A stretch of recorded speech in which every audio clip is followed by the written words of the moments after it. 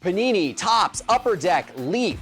What card manufacturer is making the best products right now?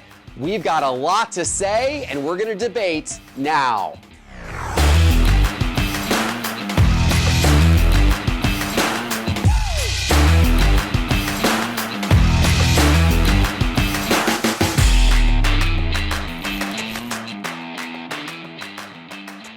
Hello, sports card investors, and welcome to another episode of Cards on the Table. We've got great topics to debate today, including if big men in basketball are making a comeback in the sports card hobby, what Messi to the MLS means for soccer card prices. But we're starting with this. We are diving in to discuss card manufacturers and which one is making the best products today. Teapot, you ready for this fight, this all-out brawl? Love it. Love this topic. I know you do, and I know you do as well, Doug. Absolutely, In fact, yeah. Doug, we might start with you today. I'm going to start with you over here. Sounds good. I know you got a lot of thoughts on this. Panini, Topps, Upper Deck, Yeah. Leaf. Yeah. There's pluses and minuses with all of these, but who's doing the best job today at creating cards? I'll go ahead and kind of remove Leaf and Upper Deck from the conversation based on not having licensing for a lot of things. And with Upper Deck, didn't they just release a hockey product that's like 2 years too late or something like that? So I'm gonna remove them from the conversation. Fairness, They're all Panini's done doing that. Panini was They're all releasing doing that. 2021 products in 2023, but yes. My choice is going to be Panini, and that's going to be a little bit biased towards the fact that they've got the licenses for NFL, NBA, and NBA, which is where I do most of my collecting. They've also done a better job lately with soccer than they have in the past couple of years by making some of the sets a little bit lower printed and making those boxes a little bit, more rewarding to open. One other thing that I like about Panini is they tend to have the inserts that I prefer. Yeah. Inserts that I prefer, and also the parallels that I prefer. We just talked about this the other day, but some of my favorite parallels, things like Black Velocity and Tie-Dye and Contra, they're all from Panini products. Green Scope looks real cool. Yeah, There's exactly. they got a lot of really cool The looking ones. downside, their pricing is worse. They're way Yeah. more expensive. Yep. I think they do better with high end, but of course then the prices get even higher. Then with Topps, I like the price point for Topps. I really like how consistent they are with numbering their parallels. I wish Panini would take a note out of that book. But yeah, there's pluses and minuses either way you go, and I'm sure a lot of it's sport dependent depending on what you collect. But for me, it's pretty clearly Panini. Soccer is an interesting comparison because it's actually the most major sport where both Topps and Panini are actually competing head-to-head in the same sport. And it is interesting. I open up a lot of soccer products with my kids, and I can tell you that I like the fact that the Topps products are a lot more affordable. I enjoy ripping Topps and Topps Chrome, UEFA with my kids because those products are a lot more affordable. But Prism, Obsidian, there's something to the design of those products. Select even, those are more attractive to me. I do think Panini products as a whole are designed better, and that's probably why one of the reasons why Fanatics stole away some of Panini's product designers, and we may see some more design innovation coming to Topps products in the near future. What are your thoughts, Teapot? If I had to pick one, and we do not compare our notes for good or for bad before, I would go with Topps. Okay. And the reason I would go with Topps is photography is incredibly important to me. That is a good and point. Topps obliterates Panini in photography. Even Panini Photogenic, which is a product designed for photos, still does not have as good of photos as even like some Topps flagship images, or especially something like Topps Stadium Club. So that's really important to me. The other reason why is while Topps is, I think, starting to also get a little carried away on the parallel wagon, they're still not in the league of Panini, which has just completely outdone it. There's not 5 levels of select with 40 parallels in each level and 41 of ones per player and 15 parallels per insert set and everything else. Topps is keeping it simpler. They still have really strong brand identity within their product identities. And I do like Panini inserts, but I think Topps is closing the gap on that. They're trying to. We've seen them do some Home more field thoughtful advantage, things, which is a little bit of a knockoff Downtown. on downtown. Yeah, but I don't mind that. I don't either. mean, Imitation's the sincerest form of flattery. That's fine with me. Put it in the products. I wouldn't really choose Upper Deck simply like for the reasons Doug said. Hockey's not my primary sport. With that being said, some of the Marvel stuff that they've come out with, the metal products and other things, really, really cool. I think there's pros and cons to each of the companies, but Panini seems to just be doing certain things that make me scratch my head. I don't understand why we need a crisis toilet paper parallel, which is a real thing, and some of these other crazy things. I don't want those. I don't think any collector wants those. Stick to what works. Keep the refractors and the parallels simple and thoughtful. Yeah. And have really, cool and well inserted inserts. I do feel like Topps is catching up from a parallel standpoint and a design standpoint. I really like the Star Ball foil parallels in those soccer. are nice. Those are really cool. They've got Nice. they've Logo got the fractor. logo fractors in baseball. Those I think are really great, and I'm pleased to see the innovation in Topps. Topps Gilded was amazing. Yeah. So my answer, if you go back and look at the last few years, is Panini because of the design of so many of the products and the inserts. But I think looking forward, it's going to be Topps because of the innovation that Fanatics is driving, the importance of design and product development that they're placing upon it. I think you're going to see year-over-year improvements in Topps products, and they're eventually going to be at the top of the heap. But it's going to be fun next couple of years to watch and see what happens. Speaking of fun around watching and seeing what happens, there's some great cards up for auction at Pristine Auction right now, including a 2018 Absolute Iconic Ink Tom Brady card. And it's hard to get more iconic ink than with Tom Brady. Sometimes you see those iconic ink cards and it's like a second-tier player, and you're like, is it that iconic? But with Tom Brady, it lives up to the name of the card. Yep. What do you have your eye on at Pristine? I don't always like printing plates, but when I do, they are the best player in baseball, and that's Shohei Ohtani right There you now. go. There is a 2020 Topps Triple Threads Auto Relic Black 1/1 PSA 9 printing plate. I do like it when they add a little something to the printing plates to spruce them up, and that's a cool card. He jumped in the home run lead, too, That's by right. the way. Doug, what do you got? I saw Ben, your sometimes fill-in, matching printing plates with the actual card for his PC. So I thought that was kind of a cool thing. It to is do. a cool thing. But for me, 2009 certified Steph Curry rookie. This is a mirror gold RPA to 25.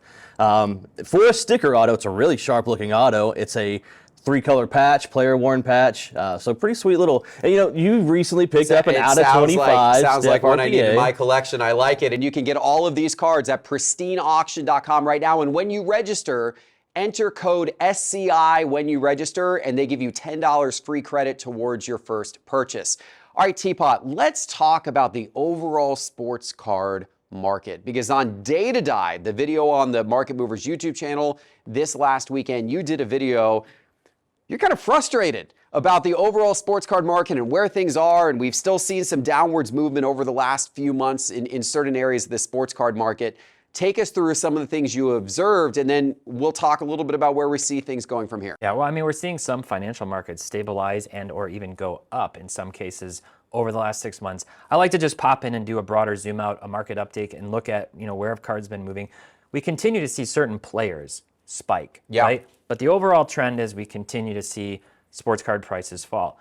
Good for my PC, bad for my speculations. But one thing that's really unsurprising is to see the ultra-modern indexes that we've built slowly decline in value. In fact, I would be shocked if that weren't happening. Why is that? The reason is, and it's related to something that I did in a Day to Dive video maybe a year ago or so, is the idea that most cards within a draft class just are going to go down in value over time.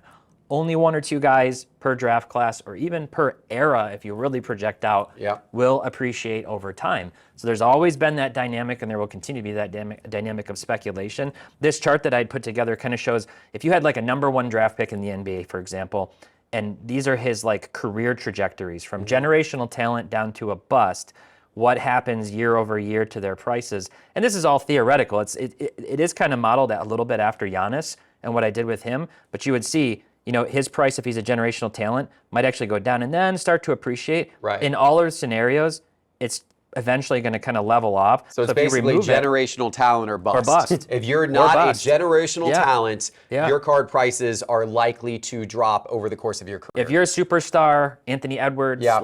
and depending on what happens with him, you might see this window where his prices are up. But if he doesn't prove to be the best player of like 5-year span, he's probably not going to appreciate. Yeah, I mean, it's an interesting topic, and people need to realize that these generational talents, I mean, that's truly once in a generation, or, or at least once in kind of an era, once in a decade, that type of thing. And that's, it's kind of scary when you think about that from the long term. Yeah. Where are you at, Doug, right now with this and with the sports card market as a whole? Well, looking at the sports card market as a whole right now, we're starting to enter that summer lull, right? Yeah. We've got basically just baseball for the next 70 or so days until it's college football season and I have something to care about on the weekends. So right now, I think that's kind of expected, and that's probably going to be bad news for us on this show, too. What are we going to talk about? We're going to miss having timely sports moments to talk about. We're going to do a lot of speculating and talking about baseball, so we're going to need help from the audience, please, with your mailbag questions to give us stuff to talk about.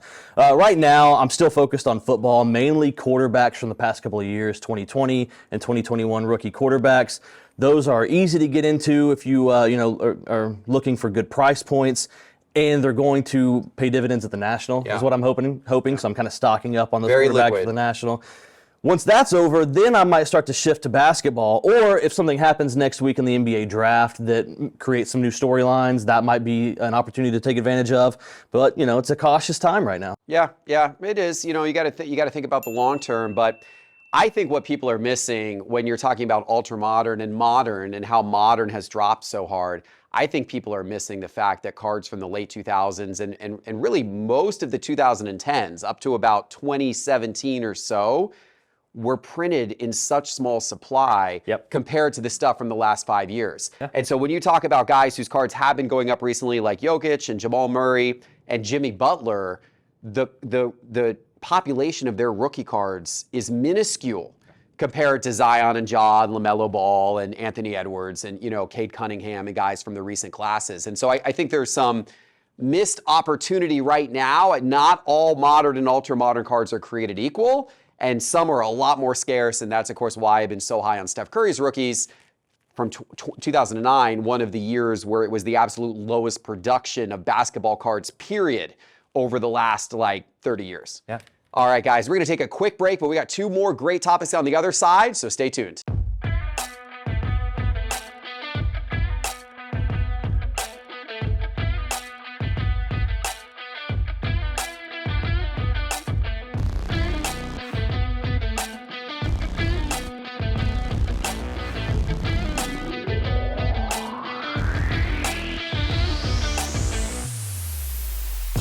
Try Market Movers for free right now. Go download the Market Movers app in the App Store or go to sportscardinvestor.com and click on Market Movers in the main menu bar.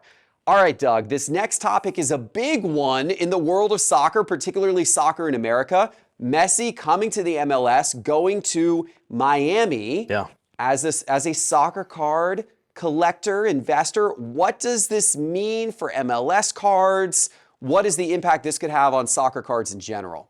Likely nothing for MLS cards. This isn't really something in my eyes that will move the needle for MLS cards.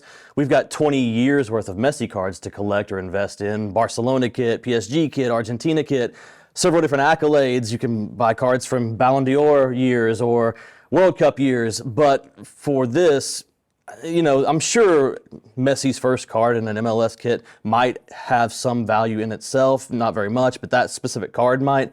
I don't see that translating to the rest of the MLS card market. Great for ticket sales for MLS. He sold out every Inter Miami game. It's great for their social media accounts. They've quadrupled in followers. So if anything positive comes out of this, it's that maybe Americans, some might care about soccer more. Maybe just the Messi fever might rub off and we see some interest in soccer increase a little bit, but that's probably best case scenario in my eyes.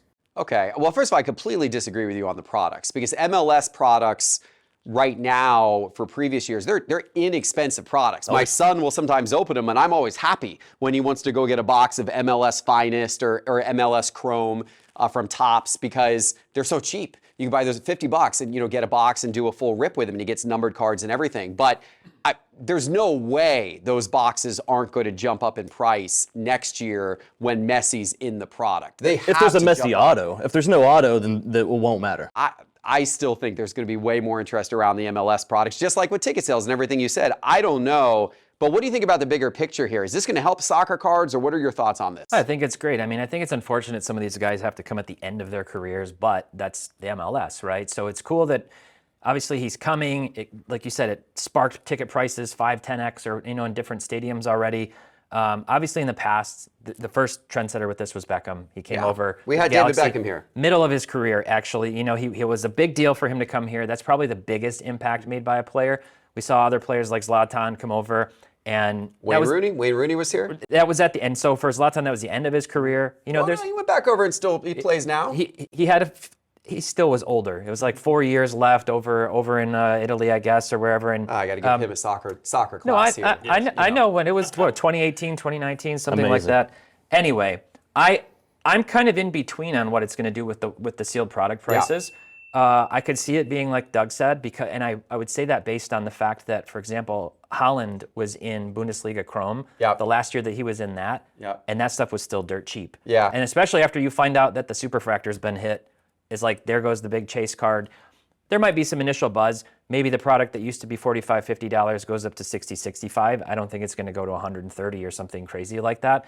Now, if some of the other players who are being rumored as targets to also come over, Luis Suarez or some of these other guys, follow suit, and suddenly you have 3 or 4 or 6 or 7 guys at the end of their careers all being in an MLS product, it probably still doesn't make that big of an impact. I don't know, but I'm really excited about it. I think it's cool, and I do hope that we continue to see some buzz around soccer in this country. Yeah, it can't hurt. It certainly can't hurt. And leading up to the World Cup in 2026, I'm excited to have Messi here in America. Let's get to our next question, suggested by one of our commenters on our last YouTube video.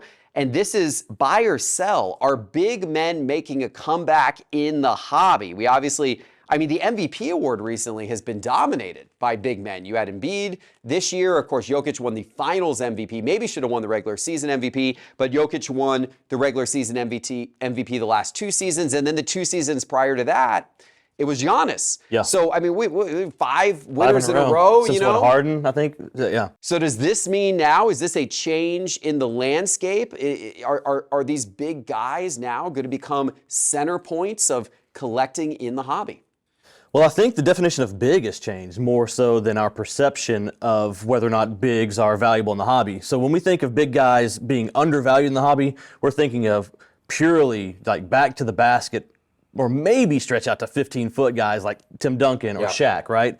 So now we see everybody you mentioned can stretch out to the three-point line. These guys can shoot. These guys are super versatile. You know, a guy like Giannis, while huge, has an extremely explosive athletic type of a game. You know, Jokic can do everything on the court. So I think just the definition of big is changing, and in those specific instances, those guys should be valuable. I'm a person that I appreciate the greatness in those individual players, and I think value should correlate to greatness. So I would like to see that happen. I think that's important. But, you know, if you have these more traditional, like you're not going to see like a Vucevic or a Jonas Valanciunas, you know, gain value, because those are the boring, you know, banging big guys that, you know, just don't do it for anybody. So Doug says they should be valuable, but Teapot, will they be valuable? I think big men are here to stay in the NBA and their value. Right now, I would argue that the clear 3 best players are those 3 MVPs that you mentioned from the last 5 years. Then you go down to the next class. I know people get mad about LeBron and Steph and others, but I think in their value, if you were doing a draft, even for 1 year, those 3 guys are getting picked first by teams, and they're winning. They're winning championships. They're leading the league in record, all those things. What's interesting is Kurt Goldsberry, you all aren't following him on Instagram. It's one of my favorite accounts. Tons of statistical analysis and charts and things like that. You know I love that. But he broke down here MVP winners by position over the decades, over the years. And you can see this red is all center. Center, center, center, power forward. And then we see this shift into the small forwards, point guards, shooting guards. And now all of a sudden, to your point, it's power forward, center, center, center. Same thing with the scoring titles when you jump over. Dominated in red early, and all of a sudden we've got back-to-back seasons where a center is leading the league in that. Doug brings up a great point that this is a new era of big man, which is particularly why I think it could be a new era of price premiums on those big men. These guys can do it all. Of those 3, Embiid's probably the most conventional big man, though he can stretch the floor. He absolutely can. But he's also got a post-game and post moves that he leverages. I think it's really exciting. The other guy is obviously Victor Wembanyama, who we've been talking about, who's just an absolute freak monster out on the court and also promises to be able to do everything. So we're just seeing guys get taller and taller, more athletic, more capable. At some point, I think the emphasis will be on those players and their prices, hopefully. I'm not buying it. Not buying it. I think people want the shooters. I think people want the guy who hits the three from half court and pulls up from the logo. And I'm Then not, why is Trey Young well, crashing down? Crashing well, down. that's another Damian story, Lillard's but crashing down. All these guys are crashing I down. don't know. I'm not. How many of those big red, things on the screen there, scoring titles by position from back in like the 70s, are Kareem Abdul-Jabbar? Because I imagine. Will Chamberlain. Well, yeah, but I mean, the collectability of like Abdul-Jabbar's cards versus guys like Magic Johnson, who came along obviously a little later than him, but like it's. Comparatively, I'm just not buying it. I think people want the flash and the sizzle, and yes, you get more of that today from the big guys than what you used to, absolutely. But whether they'll ever truly be the darlings of the sports card hobby, I'm not so sure. Well, what would be interesting is sure. if there is a paradigm shift on modern cards, if that would impact vintage cards. Yeah. Because right now people don't like the big men as much. Right. That's why Magic Johnson's, got a premium. If the whole perception shifts into going, the top 10 players, which could be, are all power forwards or center in the NBA, that's hard to say that you're then going to have some point guard like Trey still commanding the best prices. It'll be interesting to watch. What do you guys think? Let us know in the comments below, and also give us a topic idea for next week's video. Hit that like, hit that subscribe, check out Market Movers. Go download the Market Movers app, and we'll see you next time. Take care.